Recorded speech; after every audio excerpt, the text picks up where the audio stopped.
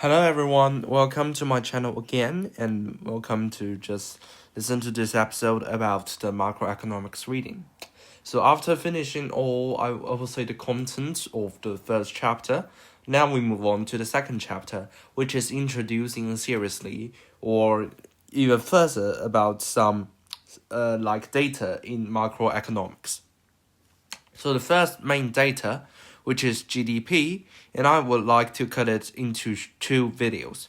The first video, which is the video you are listening now, is the video briefly talking about the what is GDP and how to measure it. And in the second half of in the second episode of the video, I will explain the reason why we measure gross domestic products like this and introduce some model to further explain it. So since it is just our first video, so we just need to focus on what is gross domestic product, which is a pretty basic lesson. So the name is measuring the value of economic activity, which is the gross domestic product. Gross domestic product, or GDP, is often considered the best measure of how well the economy is performing.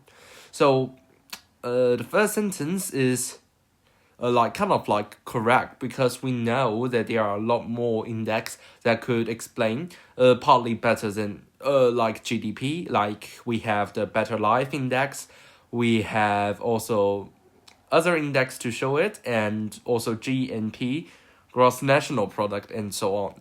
So the reason why GDP is still being considered the best measure of how well the economy is performing is not because it's, accuracy. Because through Best Life Index, we can see that it measures from almost every perspective you can consider, like your age, whether if you are healthy or not, also the quality of living, and even your salaries get paid, and also inflation rate. But however, the GDP is not measured in that kind of ways. It only measures the total output of a nation. And if you want, there are a lot of formula, if you plus the total expenditure, total expenditure and investment and government spending, and plus net export, which is the exports amount minus import amount, we can get the GDP.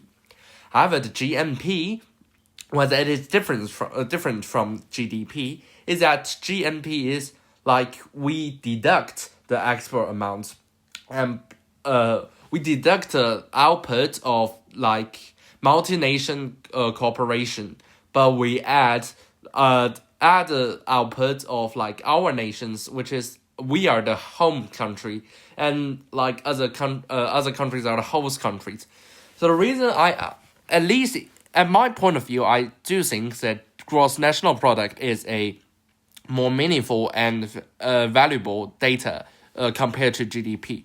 Because there are a lot of experiences. It's partly because I study history. There are a lot of history that reveals if any kind of disasters or probably wars happened, the multinational corporation, they were just simply running out of the nation, moving all the capitals to their home country, and that's it.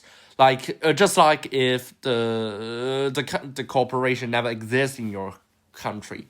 So this is the big disadvantage of MNC. If you still consider MNC can provide jobs for the local people, yes, but still, I do think GNP is a more valuable set of data.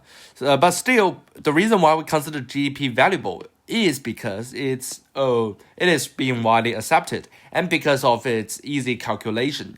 Because the calculation of GDP is, really simple, and it do not contain that kind of non-monetary items. So it is being most acceptable. Because if you want to measure the living standard of each people in the country, it will be relatively a bit more difficult. So we do need to use some simple data to get a set of data that we would residents would convert. So this is the reason why that we are now using GDP. So this statistic is computed every 3 months by by the Bureau of Economic Analysis, which is a part of U.S. Department of Commerce, from a large number of primary data sources. The primary data sources include both administrative data, which are byproducts of government functions such as tax collection, education programs, defense, and regulation. These kind of like things are like the source of income from government spending, and also the statistical data, which comes from like government surveys, for example, like some retail establishments and farm activity. So these things that we have already knew that it would be included in the GDP. But we now need to know what is the purpose of like measuring GDP. It is to summarize all these data with a single number representing the dollar value of economic activity in a given period of time. So it is like with a single number representing the dollar value of economic activity. So if in this stage, we knew like what is GDP and the purpose of GDP conducting, which is to form a single number representing the dollar value of economic activity. So there are two ways to judge or like read the GDP data.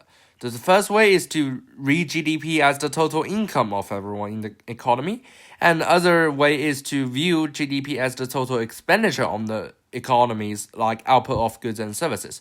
So according to the formula I previously mentioned, which is the consumer expenditure plus investments plus government spending plus exports minus import. So we can see that these are all expenditure except for income is import is income. So definitely we are using the total expenditure method on like how to view the GDP. Like from either point of view, it is clear why GDP is a goal of economic performance, because GDP measures something people care about, their incomes.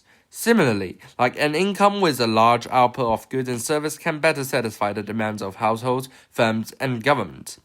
So there are some examples. So you might ask the question, just like what is mentioned in the book, like how GDP can measure both economy's income and expenditure output. The reason why is these two quantities are really the same. For economy as a whole, income must equal expenditure. That fact in turn follows from an even more fundamental one, because every transaction has a buyer and a seller. So at this stage you may form the question that because like if I want a transaction to happen, it must have a buyer and a seller. This is true. But what if you introduce the idea of inventory? Because you cannot simply say I want market clearing and the market is at equilibrium price to form the actual market. But still there are a lot of inventory needed. So but in this case we will consider about it later, which is in the second episode. But now we just seems to suppose that every transaction has a buyer and seller, which is generally correct. So, if you want to buy $1 worth of goods, then you must pay $1 of goods, which is your expenditure. But if you consider from business point of view, this is their income. So if someone, in this case, paying someone's house for $1,000, so they are both income for the one who paints to paint the house, and the expenditure for the one whose the house was being painted. So the transaction actually contribute $1,000 to GDP. But you may say there are three sectors: the primary sector, the secondary sector, and the tertiary sector. So if something is made from, of course, being extracted from the primary sector, then afterwards it's given to the secondary sector, and it put kind of something added into it. So how do we measure the GDP? If you want to know more, then focus on my second video. But I can give out a brief introduction. It is we only measure the value added on the product into the whole GDP to avoid not the double entry system in accounting, to avoid there is a double entry in the economy's GDP, because we always follow the method that is not overstating a country's GDP. So, to understand the meaning of GDP more fully, we turn to national income accounting, which is, my favorite part, and I will introduce the system later. So, the accounting system is used to measure GDP and many related statistics. And this is the end of this episode. Thank you all for your support. Have a nice day.